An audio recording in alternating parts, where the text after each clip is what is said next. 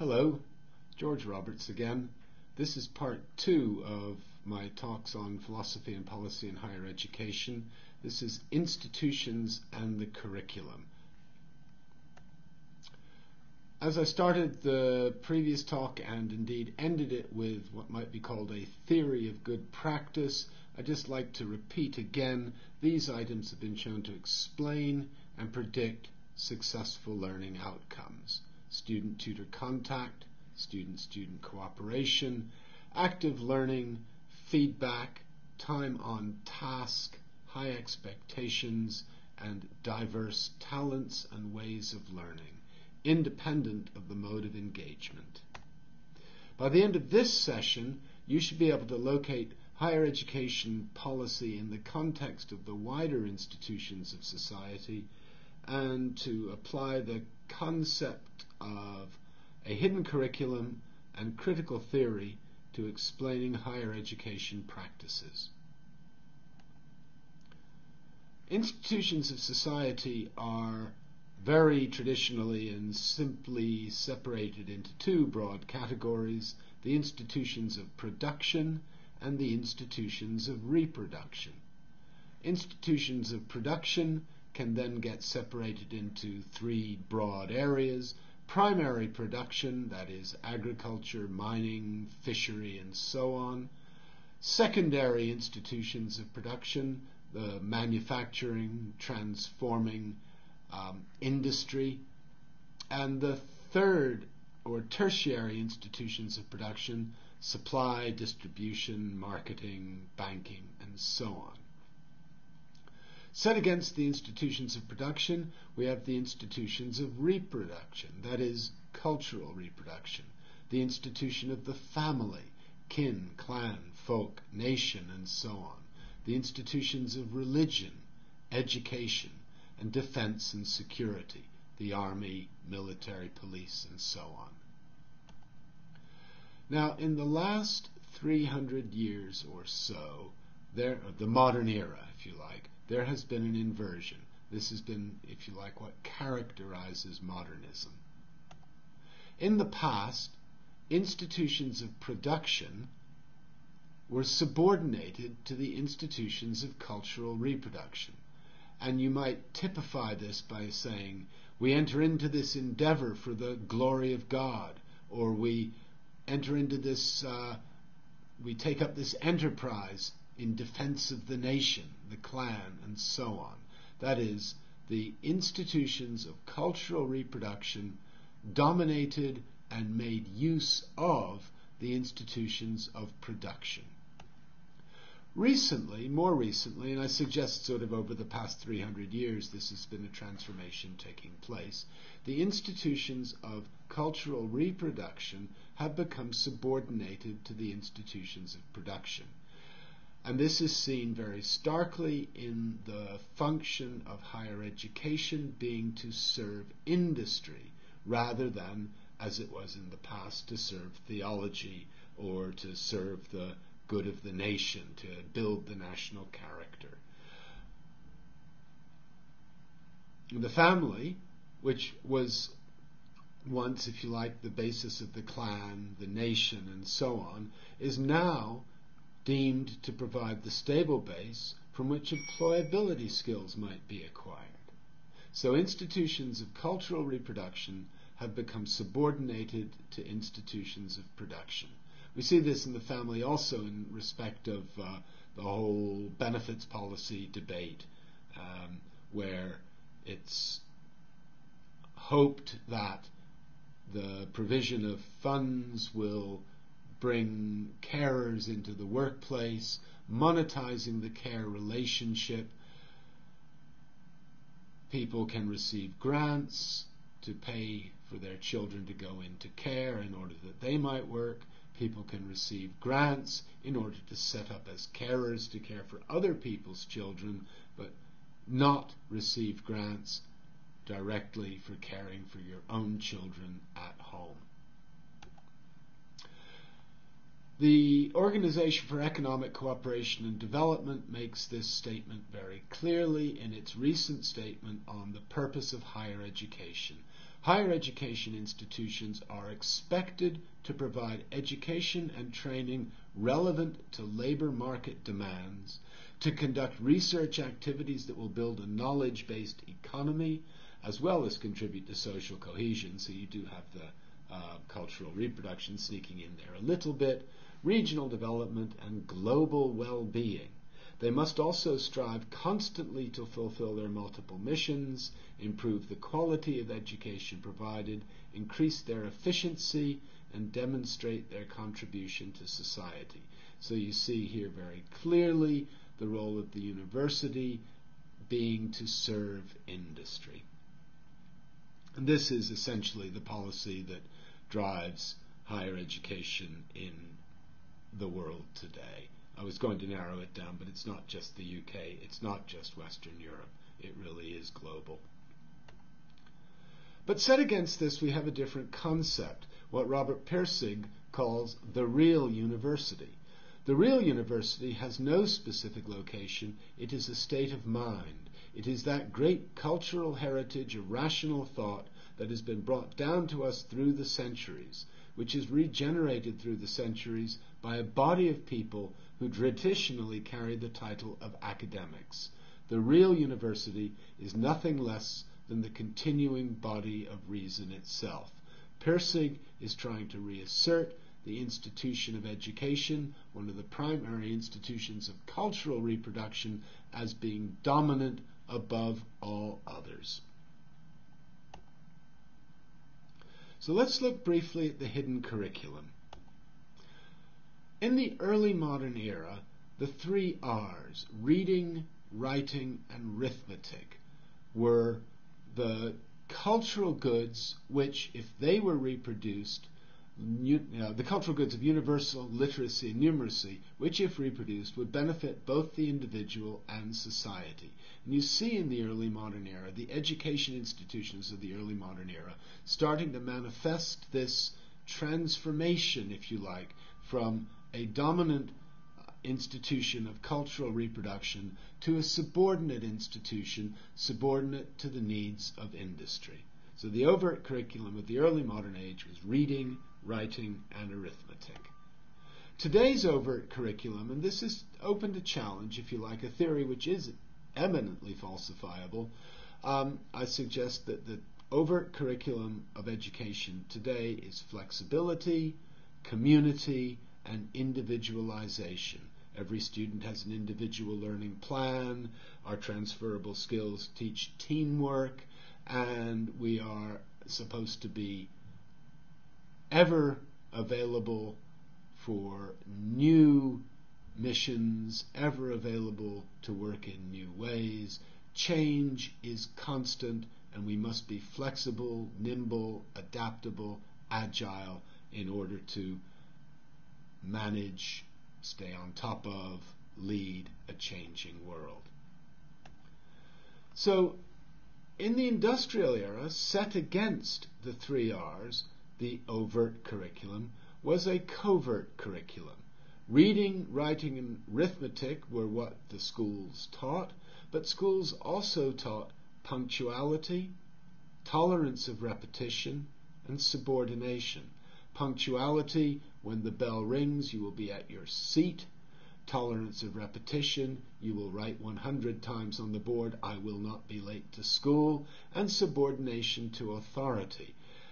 Subordination to authority to the extent which that institutions of education could administer corporal punishment on students. Students as young as 4 years old could be smacked for failing to be punctual, not being tolerant of repetition, or being insubordinate. So the overt curriculum of reading, writing, and arithmetic were set against a covert curriculum of punctuality, tolerance of repetition, and subordination to authority.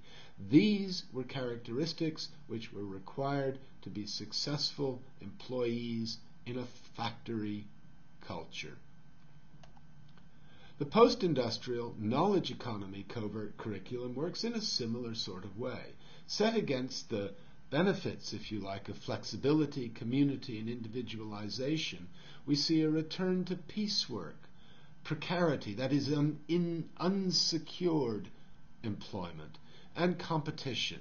We see this in higher education, where there is an increasing use of hourly paid lecturers, paid by the lecture, increasing insecurity of tenure for even full-time employed faculty, and indeed an explicit injunction that not only should institutions compete against one another for the best students, but within institutions there should be competition between the best lecturers for the best students. Set against community, we see normalization, that is, behaving in ways that are unthreatening to the order of the institution and suitable to the needs of a post-industrial knowledge economy. And set against individualization, we see surveillance, the willingness to surrender your details in order to have a personal shopping experience, the willingness to give Google the information that is contained in all of our emails in order that they might more successfully target adverts at us, and so on. So individualization turns into surveillance culture, community turns into normalization, and flexibility turns into insecurity.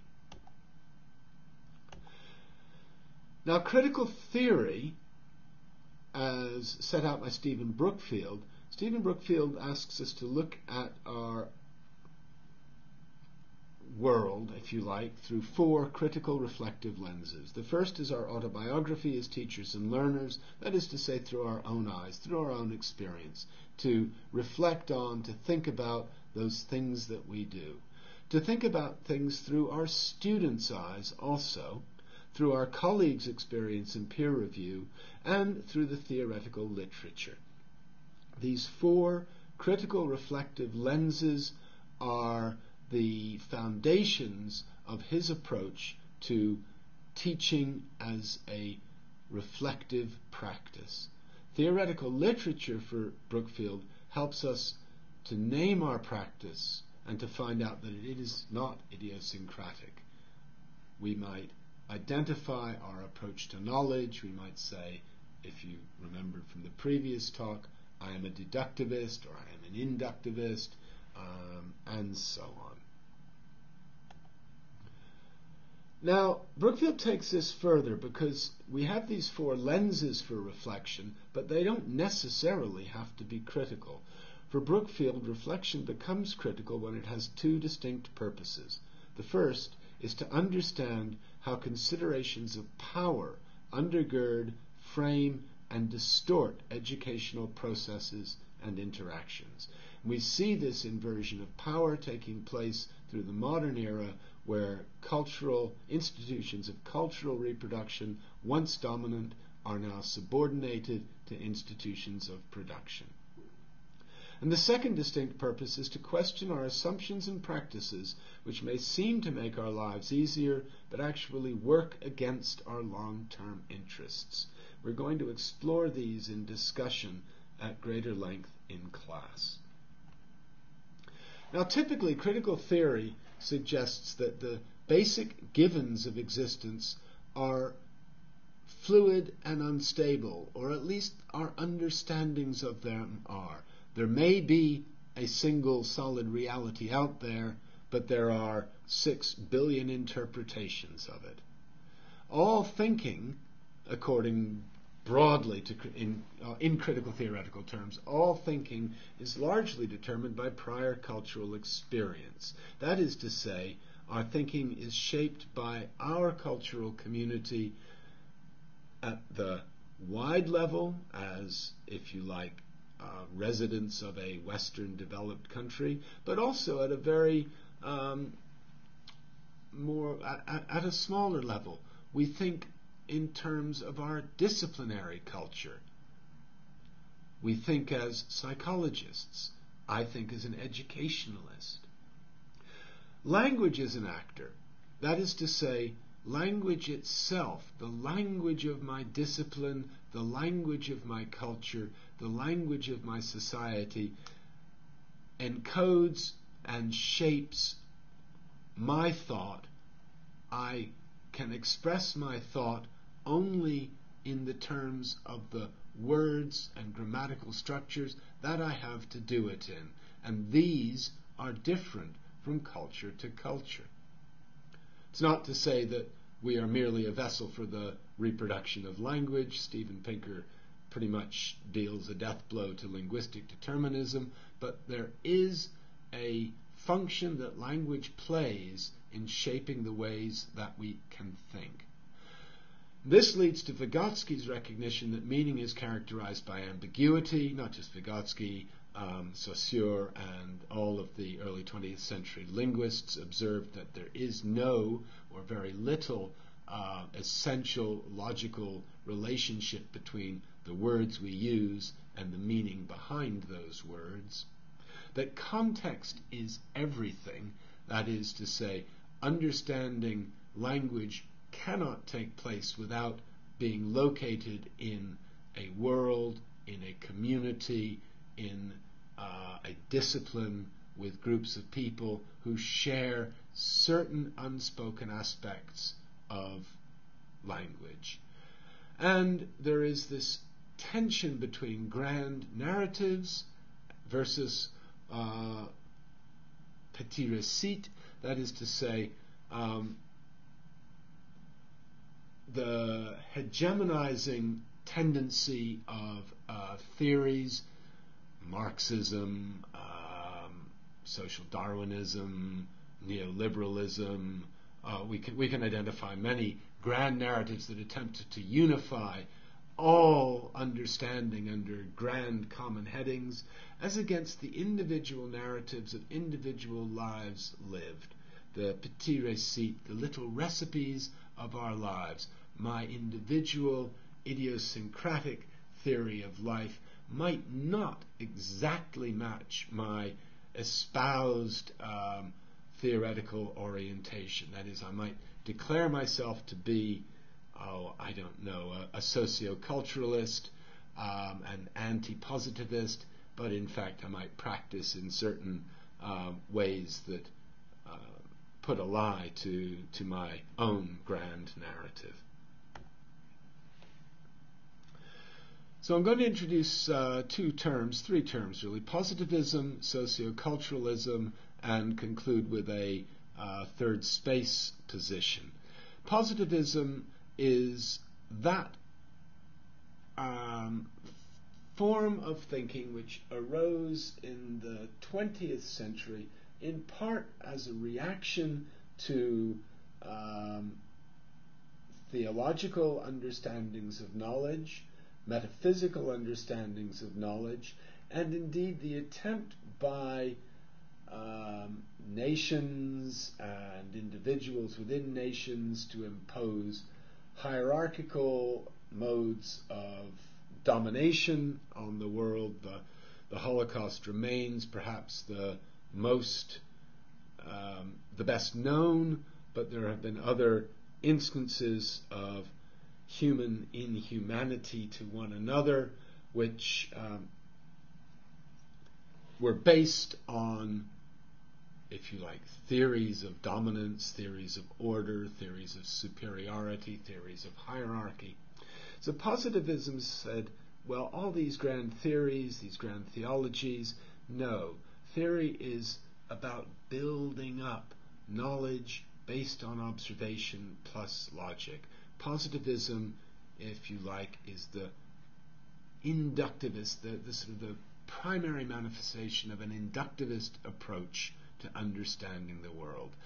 Theory is simply the codification of accumulated knowledge and is not of particular importance in its own right. Logic plus observation can lead to a grand unification of all knowledge without the need for an overriding perspective, a declared point of view. Positivism and the scientific method was very much the dominant approach to the modern world's understanding of itself, but set against positivism is social constructivism, which has largely, especially in the social sciences, particularly in policy utterances, come to represent what might be called a new orthodoxy. Social constructivism asserts that, social constructivism doesn't assert, but Vygotsky asserted that the simplest utterance, far from reflecting a constant, rigid correspondence between sound and meaning, is really a process. The inner relationship we were looking for was a product of the historical development of human consciousness. As Saussure said similar things, we observe that language itself has ambiguity at its heart. Karl Popper, who I mentioned in the previous talk, says all observation is theory-laden. That is, we come to the world preordained, if you like, to understand things in certain ways. Kuhn refers to disciplines being like ships passing in the night. A psychologist and physicist may see things completely differently. They may use some of the same words, but their words will mean different things. The disciplines pass by each other with hardly any impact on one another. Or as Galison puts it, cultures parse the world differently. In his work, The Myth of the Framework, Popper offers a way through this, saying, yes, we do approach the world with our frameworks, that my framework may be very different from your framework, but if we can start from the premise of understanding that I come at my world with a framework and that you come at your world with a framework, we may be able to communicate successfully across these gaps. That disciplines need not be ships passing in the night. We may pass messages between them. And recently, the third space is becoming an approach which might even be called, if you like, a challenge to theory, certainly a challenge to any grand narrative of theory. The concept of the third space is becoming very widely used. The domestic space being... There are several examples of this. There's quite a bit more behind it, but we could see three spaces in the domestic, the civic, and the social. We have our life at home, we have our life at work, and then this social space, the third space which mediates between the two, semi-public, semi-private, sports clubs, pubs. There are people who postulate shopping malls as third spaces. The university, I would argue, is a quintessential third space, a space between the domestic and the professional, where we come together to discover meaning in the world. Another use of the term third space, and it really grows out of this post-colonial understanding, is the space of dissent, what Homi Bhabha calls the whispering corners of the tavern, the place where the revolutionaries meet to plot the overthrow of the world order, whatever it might be. Third space theory, though, explains the uniqueness of each person, each context, as a hybrid, refusing to simplify or structure the reduction of complexity, resisting the building of models, treating every situation as unique and individual, and acknowledging the ambiguity at the heart of all cultural statements. So, if you like, the tension between institutions of production and institutions of reproduction being continually hybridized into new understandings of the world.